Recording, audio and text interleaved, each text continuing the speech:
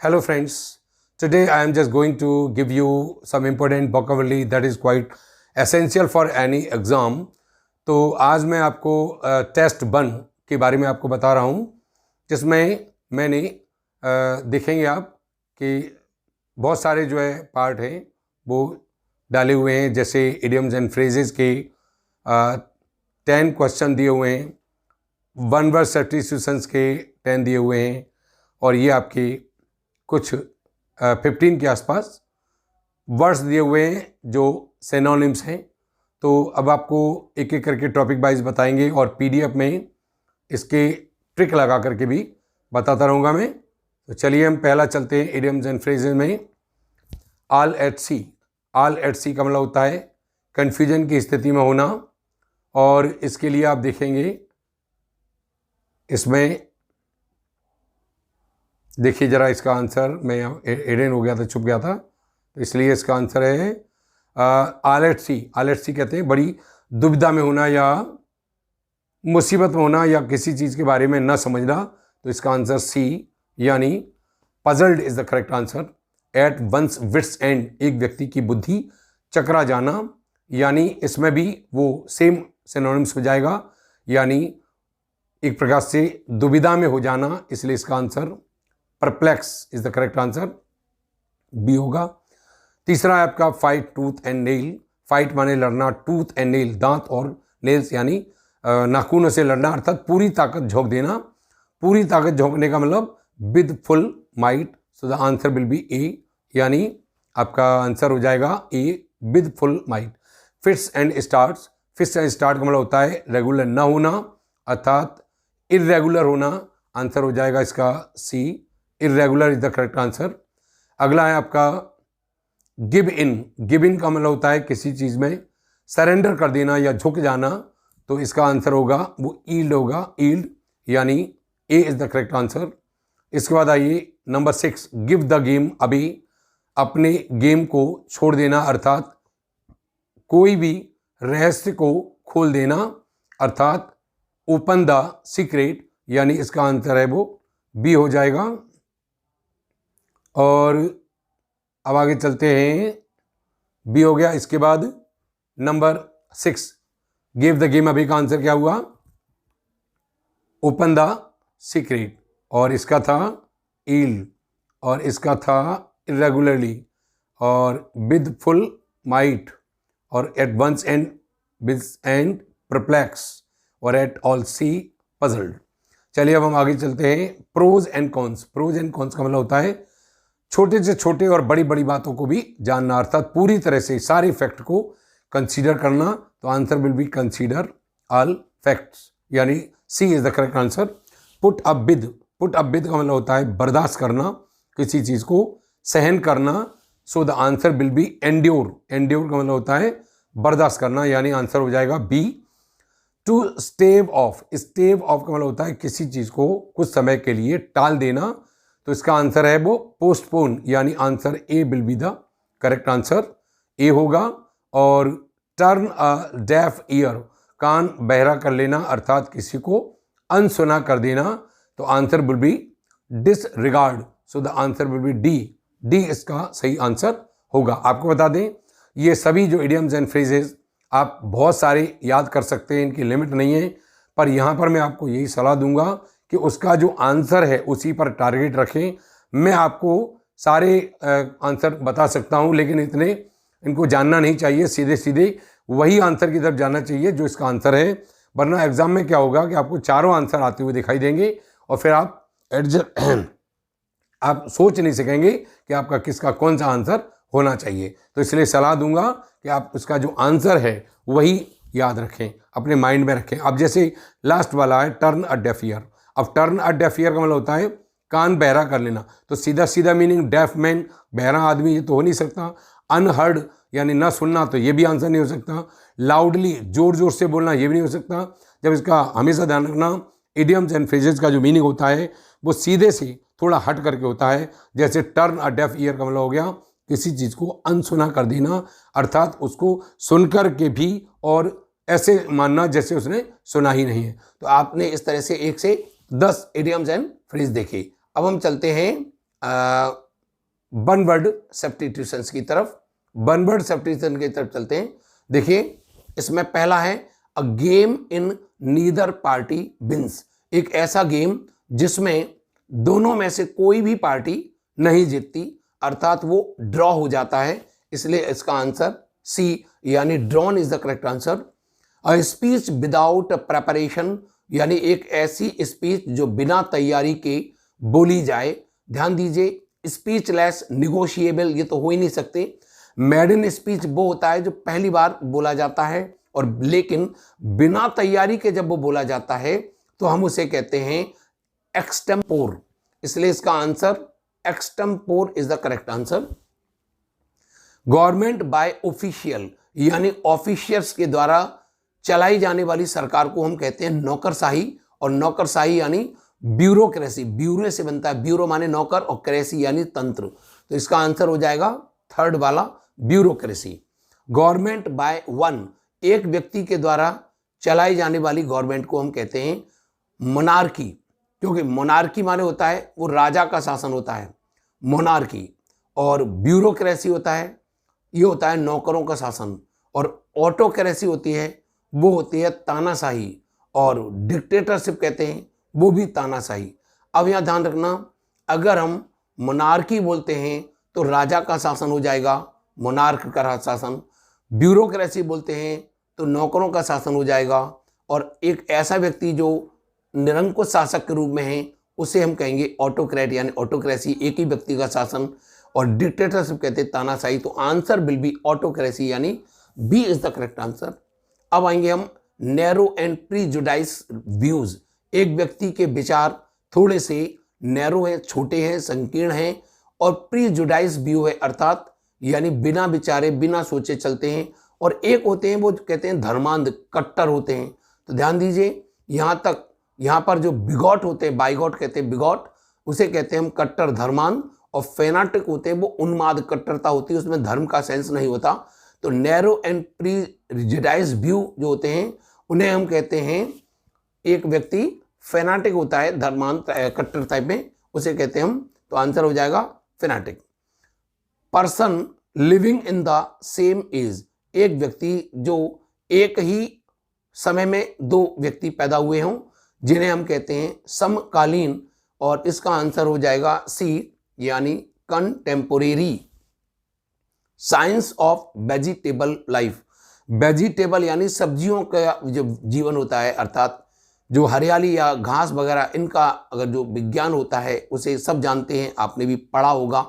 Botany यानी वो botany कहलाता है, और जो बायोलॉजी होता है वो आपका जीव विज्ञान होता है, और हॉर्टिकल्चर जो होता है वो आपका जो बागवानी से संबंधित होता है, कृषि आपका जो कह सकते हो जो गार्डन वगैरह होते हैं उनसे संबंधित। तो आंसर विल बी बॉटनी। अगला क्वेश्चन है आपका, स्पीक टू लैंग्वेज, एक ऐसा व्यक्ति जो दो भाषाएं बोलता है, अगर वो दो भाषाएं जानता है तो लिंग्विस्ट हो सकता है, और दो भाषाएं बोलता है तो वो बाईलिंगुअल होगा। आंसर विल बी, आंसर हो जाएगा आपका D bilingual. Tank for fishes and plants यानी प्लांट्स या मछलियों को रखने के लिए बनाया गया जो टैंक होता है, अक्सर आपने देखा होगा लोग अपने घरों में सजाने के लिए वो एक मछलियों का पूरा पार्ट रख देते हैं एक्वेरियम टाइप में, जिसके अंदर पानी होता है और जली पौधे वगैरह लगा देते हैं, तो हम उसे कहते हैं एक्वेरियम। तो एक्वेरियम यानी A is the correct answer. Want of rain अर्थात बरसात की कमी की वजह से उत्पन्न हुई स्थिति को हम कहते हैं सूखा, और सूखे की इंग्लिश होती है DROUGST। एक DRAUGST होता है जिसका मतलब होता है घूंट, जैसे एक घूंट पानी पीते वो, और DROUGST का मतलब होता है सूखे की स्थिति होना। तो इसका आंसर है वो होगा बी। तो B is the correct answer. इस तरह से आपने वन वर्ड सब्स्टिट्यूशन देखे। अब हम चलते हैं आपके जो आपके सिनोनिम्स कह सकते हैं इनको, और इनको आप देख सकते हैं कि जो है सिनोनिम्स जो है वो यहाँ पर मैं बता रहा हूँ, और सिनोनिम्स क्या हैं और किस तरह से वर्क करेंगे और किस तरह से आप इनको देखना है जानेंगे। देखिए जरा, पहला है आपका अबॉर्टिव। अब जैसे कोई कहता है अबॉर्टिव, इसको याद करने का ऐसा तरीका समझिए, अब और टीवी नहीं देखना। अगर हमको टीवी और नहीं देखना, इसका मतलब कोई भी बच्चा अगर फेल हो जाता है तो हम कहते हैं अरे तुमने बहुत ज़्यादा टीवी देखा इसलिए आप फेल हो गए, अब और टीवी मत देखना वरना फेल हो जाओगे। तो इसका आंसर है वो बी होगा, अबॉर्टिव। अबॉर्टिव मान होता है फेल। अगला है अले। अले, जैसे कोई बच्चा रो रहा हो तो अपन कहते हैं अरे भाई चुप हो जाओ, क्यों रो रहे हो, अले सो जाओ, शांत हो जाओ। तो अले वर्ड को याद करने का तरीका है किसी को शांत करना है, और शांत की इंग्लिश है वो साइलेंट। तो आंसर विल बी डी। अगला है आपका आर्केन। आर्केन को कैसे याद करेंगे हम, अगर इस वर्ड को याद करना है तो ऐसे याद करेंगे, अरे मुझे कोई गुप्त बात कहनी है, अरे कान में सुनो। तो आर्केन, आर्केन का मतलब होता है किसी चीज को गुप्त रूप से जानना। तो गुप्त की इंग्लिश होती है सीक्रेट। तो आंसर विल बी ए। अब आ जाइए एजोडियस। एजोडियस को याद करना है, एजोडियस का सिनोनिम्स क्या होगा। तो एजोडियस के स्टार्टिंग के 3 लेटर अगर हम देखते हैं, ए एस एस, और ए एस एस माने होता है गधा, और गधा बहुत मेहनती होता है, इसलिए एजोडियस को का जो मीनिंग होगा वो ये होगा बहुत ज्यादा मेहनती, और मेहनती यानी डिलीजेंट। तो diligent is the correct answer होगा इसका बी। अब आइए अगला वर्ड है डिलीटेरियस। डिलीटेरियस, डिलीटेरियस के स्टार्टिंग के अगर हम लेटर लेते हैं डिलीट, तो डिलीट माने होता है किसी को खत्म कर देना। और सोचिए जरा कंप्यूटर में कोई वायरस वगैरह आ जाता है तो हम उसको क्या करते हैं, डिलीट कर देते हैं, क्योंकि वो वायरस हमारे कंप्यूटर को नुकसान पहुंचा सकता है, अर्थात वो खतरनाक है, इसलिए हम कहेंगे कि वो डेंजरस है, खतरनाक है। तो इसलिए answer will be B. B इसका आंसर हो जाएगा। अगला है आपका डेट्रीमेंटल। डेट्रीमेंटल वर्ड को याद करने के लिए डेट्री वर्ड को छोड़ दीजिए और मेंटल, मेंटल मान होता है विमजिकल, पागल। अगर कोई व्यक्ति पागल है तो निश्चित रूप से वो कहीं ईंट पत्थर न फेंके, निश्चित रूप से वो हमको नुकसान पहुंचा सकता है, इसलिए हम उसको बोलेंगे वो हार्मफुल है हम लोगों के लिए, इसलिए harmful. C is the correct answer. Futility, futility को ऐसे याद करिए, FUTI, फूटी। अगर कोई चीज फूटी हुई है तो हम उसको पास नहीं रखेंगे क्योंकि वो बेकार है, यूजलेस है, क्योंकि वो फूटी हुई है, इसलिए फ्यूटिलिटी को याद करेंगे। तो यूजलेस इज द आंसर, यानी इसका आंसर भी सी ही होगा। अगला है आपका लेथार्जी। लेथार्जी को कैसे याद करेंगे, लेथार्जी के अगर हम इस वर्ड्स को देखें, लेटा रहता है वो हमेशा हमेशा, क्योंकि वो आलसी है, इसलिए लेथार्जी, लेथार्जी का मतलब होता है लेजी यानी आलसी। तो इसका आंसर भी आपका सी हो जाएगा, लेजी।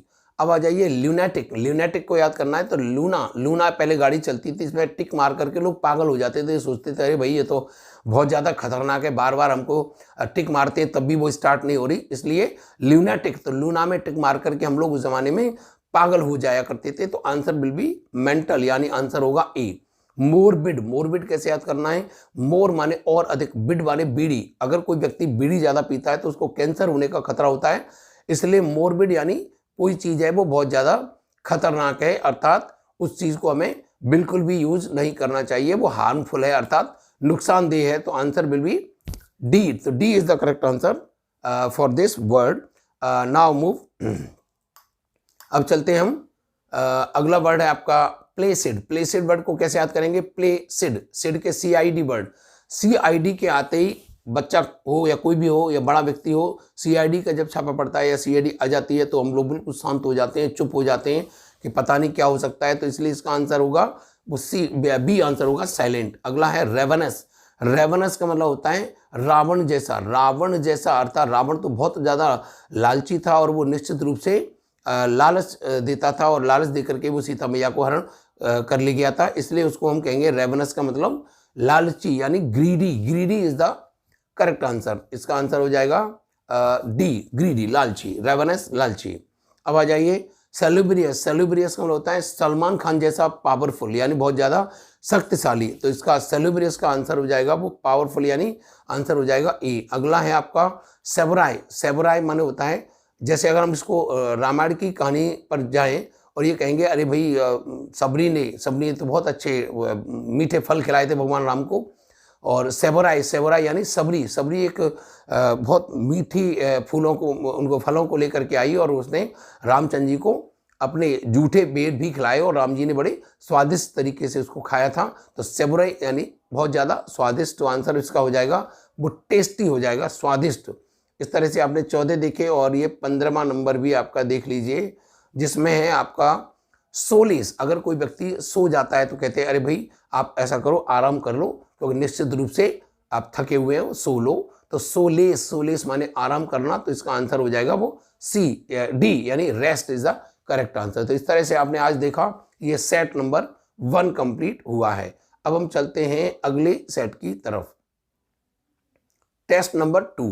टेस्ट नंबर 2 में आप देखेंगे यहाँ पर भी आपका इडियम्स एंड फ्रेज दिए हुए हैं, और ये इडियम्स एंड फ्रेजेज जो हैं, गौर से देखें, ये इडियम्स एंड फ्रेजेज जो है वो 10 फिर दिए हुए हैं, इनको आप पढ़ें और इनमें देखिए कैसे कैसे इसको निकालेंगे आंसर। देखिए पहला है आपका क्लोज फिस्टेड मैन। क्लोज माने बंद, फिस्टेड माने मुट्ठी। अगर बंद मुट्ठी वाला आदमी है तो निश्चित रूप से वो बहुत ज़्यादा पावरफुल है और या फिर वो कंजूस है। तो क्लोज फिस्टेड का मतलब हो गया मुट्ठी तान के किसी को मारना थोड़ी है, तो पावरफुल मैन तो हो ही नहीं सकता, भूल जाओ, और सीधा मीनिंग निकलता भी नहीं इसका आइडियम्स का। इसलिए इसका आंसर होगा अपनी मुट्ठी को बंद रखता, अर्थात बहुत कम पैसे खर्च करता है, इसलिए इसका आंसर है वो माइजरली मैन, इसका आंसर होगा, यानी B is the correct answer. अगला है आपका a drop in the ocean, यानी समुद्र के अंदर बूंद। और सोच के देखिए अगर महासागर या समुद्र में कोई दूध की बूंद डाल भी जाएगी तो उससे हो क्या जाएगा, इससे बहुत ना के बराबर है।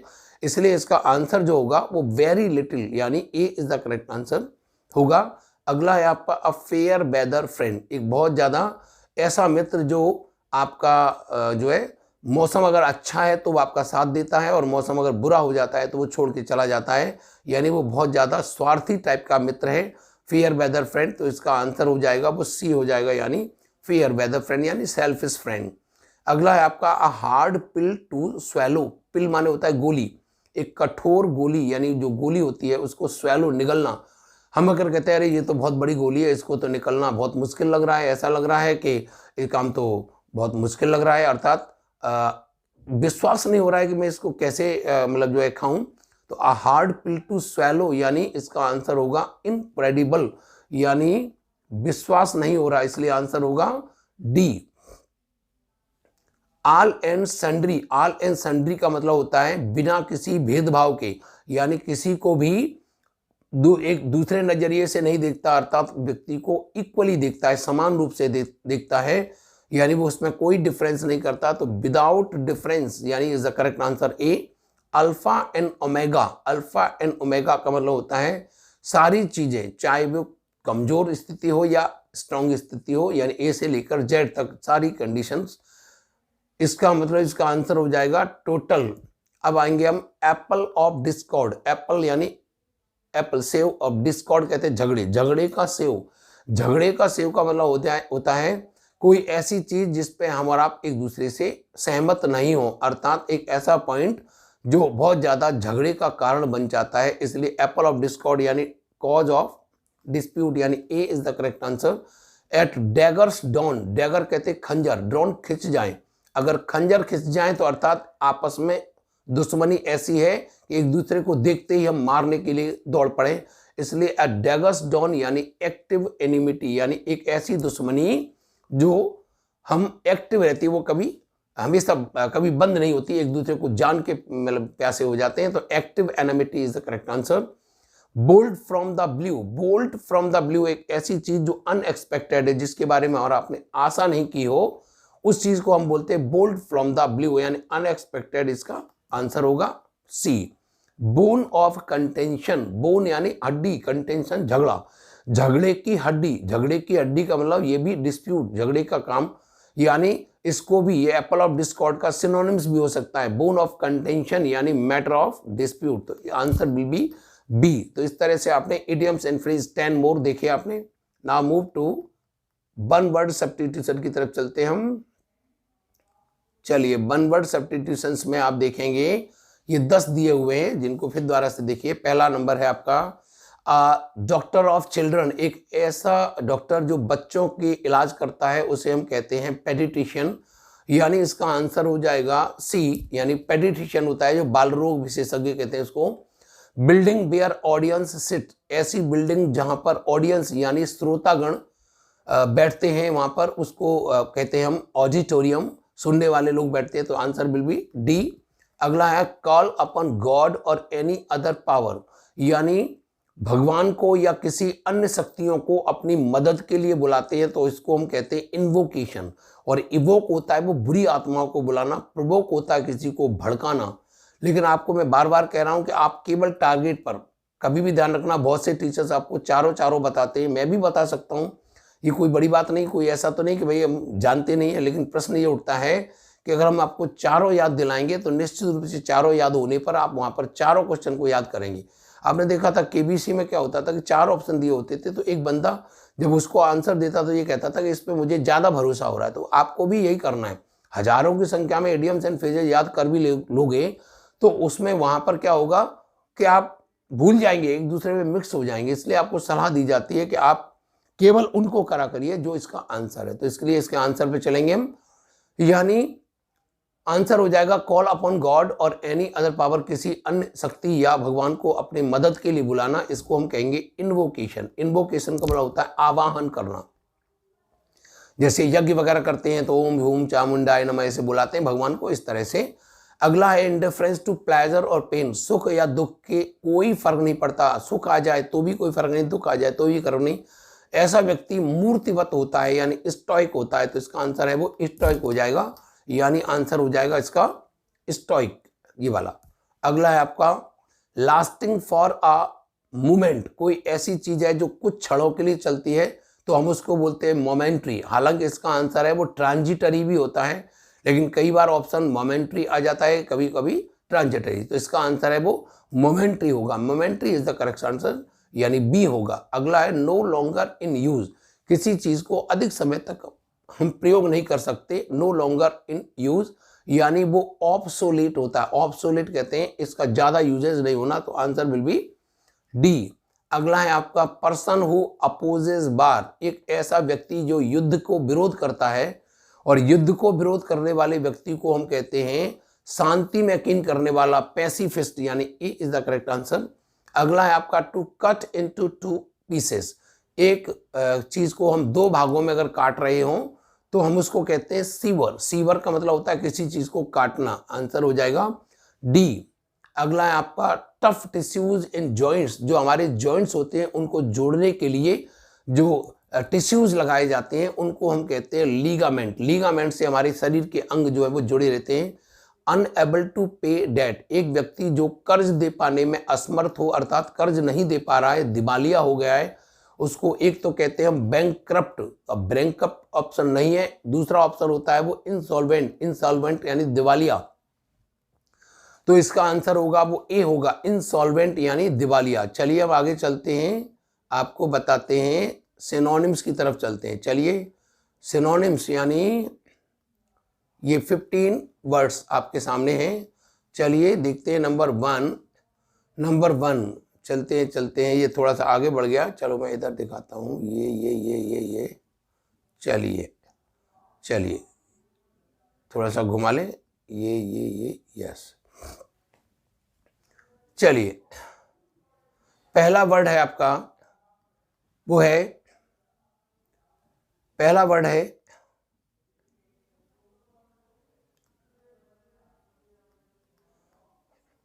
फैक्टलेस। चलिए तो पहला वर्ड है आपका फैक्टलेस। फैक्टलेस, फैक्ट माने होता है फेंक देना। अगर हम कहते हैं अरे भाई ये तो काम का नहीं, फेंक दो नहीं, फेंक दो क्यों? क्योंकि वो यूजलेस है। यूजलेस है अर्थात उसका यूज नहीं है। अभी पिछले वाले में देखा था आपने फ्यूटिलिटी, तो futility and factless are the synonyms, so answer will be C, futility यानी यूजलेस। ग्रम्पी, ग्रम्पी वर्ड को ऐसे कहेंगे अरे भाई उसने तो मुझे गरम गरम चाय पिला दी, मेरा मुंह जल गया, इसलिए मैं इरिटेट हो गया उस पर, अर्थात उससे मैं नाराज हो गया। तो ग्रम्पी यानी इसका आंसर होगा वो बी होगा, इरिटेट। आर्डस, आर्डस यानी नंबर 3 है आपका आर्ड। आर्ड वर्ड का मतलब होता है कठोर। अगर कोई चीज आर्डस है मतलब अनएक्सेसिबल अर्थात कठोर है, तो इसका आंसर हो जाएगा ए यानी हार्ड। अगला है आपका डेलेटरी। डेलेटरी वर्ड को ऐसे पढ़ो DILA। अगर कोई व्यक्ति लूज है, लेजी है, बहुत ज्यादा आलसी है, तो कहता है अरे यार तुम तो बहुत ढीले हो, तो ढीला, ढीला का मतलब होता है आलसी, इसका आंसर हो जाएगा लेजी। अगला है आपका ऑफस्कैट। ऑफस्कैट का मतलब होता है किसी चीज को घेर लेना, पकड़ लेना, और उस व्यक्ति को ऑफस्कैट कहते हैं दुविधा में फंस जाना। जब कोई किसी को घेर लेता है तो क्या होगा, वो दुविधा में फंस जाएगा, वो परेशान हो जाएगा, इसलिए इसका आंसर है वो perplex is the correct answer. Endeavour, Endeavour को ऐसे याद करो, एंडेवर नाम की एक गाड़ी आती है जिसको प्रयास करने पड़ते हैं बहुत ज़्यादा लेने के लिए, आसानी से इसको नंबर लगाने पड़ते हैं क्योंकि बहुत ज़्यादा उठती है ये गाड़ी एंडेवर। तो एंडेवर को लेने के लिए हमें एफर्ट्स यानी प्रयास करने पड़ेंगे, तो आंसर विल बी डी। अगला है आपका ग्लूमी, ग्लूमी को ऐसे याद करो गुलामी, गुलामी में कोई व्यक्ति खुश तो रह ही नहीं सकता, निश्चित रूप से दुखी रहेगा, सैड रहेगा, तो ग्लूमी का जो सिनोनिम्स होगा वो सैड हो जाएगा। मोरोज, मोरोज में आप जानते हो इस समय वैलेंटाइन का टाइम चल रहा है, अगर आप किसी को रोज नहीं देंगे तो वो डेफिनेट नाराज हो जाएगा, तो मोरोज का मतलब होता है वो खुश नहीं होगा, वो नाराज हो जाएगा, तो आंसर विल बी अनहैप्पी। अगला सरप्सियस बर्ड को कैसे याद करेंगे, सर्प, सर्प क्या होता है, छुपता है, कहीं बिल में जाकर के छुप जाता है, इसलिए सरप्सियस का मतलब होता है किसी चीज को छुपा लेना, छुपा लेने का मतलब होता है सीक्रेट हो जाना, answer will be B. Innocuous, innocuous का मतलब होता है इनो, इनो क्या करता है, जब हमको गैस बनती तो इनो ले लेते हैं और इनो लेने से हमारे को वो गैस है वो खत्म हो जाती है, और अर्थात इनो कभी भी नुकसान नहीं करता, वो हार्मलेस होता है, इसलिए answer will be harmless B. Defer, कुछ बच्चे ऐसे डेफर होते हैं जो एक काम को दूसरे के लिए अगले दिन डिले करते जाते हैं, टालते जाते हैं, क्योंकि वो डफर होते हैं, काम तो करना नहीं चाहते वो अपने आप में, इसलिए इसका आंसर हो जाएगा वो डिले। कैसे याद किया, डफर बच्चे काम को डिले करते रहते हैं। नॉस्टैल्जिया कैसे याद करना है, नॉस्टल, नॉस्टल यानी हॉस्टल, अगर बच्चे हॉस्टल में रहते हैं तो उनको घर की याद आती रहती है, उसको उनको नॉस्टैल्जिया हो जाता है, अर्थात वो घर की याद आती है तो होम सिक हो जाते हैं, इसलिए आंसर हो जाएगा ए। बेनफुल, अगर कोई चीज़ खतरनाक है तो हम ये कह देंगे अरे भाई उसको तो बेन लगना चाहिए, और वो भी फुल पूरी तरह से, क्योंकि वास्तविकता में डेंजरस है वो, इसलिए आंसर हो जाएगा डी, इसका आंसर डी। अब आ जाइए डे टेस्ट, जब तक आप टेस्ट नहीं देंगे तब तक कोई पास नहीं हो सकता, इसलिए डे टेस्ट, डे टेस्ट, और बच्चे ज़्यादातर टेस्ट देने से घृणा करते हैं, अर्थात उनको टेस्ट देना अच्छा नहीं होता, इसलिए आंसर विल बी बी, यानी hate is the correct answer. Plethora, plethora को ऐसे याद करो, मम्मी जब खाना खिलाती है तो कहती है बेटा ले थोड़ा, थोड़ा और लेना, और थोड़ा थोड़ा करके आपको दुनिया भर का खिला देती हैं, यानी इसका आंसर हो जाएगा प्लेंटी, यानी बहुत ज़्यादा, इसलिए इसका आंसर हो जाएगा प्लेंटी, यानी C is the correct answer. तो आज आपने देखे कि 30 तो आपने सिनोनिम्स पढ़े, 20 आपने वन वर्ड पढ़े और 20 आपने इडियम्स पढ़े, तो इनको देखेंगे आप, और आज इस तरह से हर रोज आपको कहीं ना कहीं से वोकैबुलरी का पार्ट है वो मिलता रहेगा। और जिन स्टूडेंट्स ने इसको सब्सक्राइब नहीं किया है वो सब्सक्राइब कर लें, क्योंकि निश्चित रूप से इनके जो आंसर्स मैं देने वाला हूं वो निश्चित रूप से बेनिफिशियल हैं, और आप जो है इनको जरूर करिएगा। धन्यवाद सब लोगों को, बहुत बहुत थैंक यू।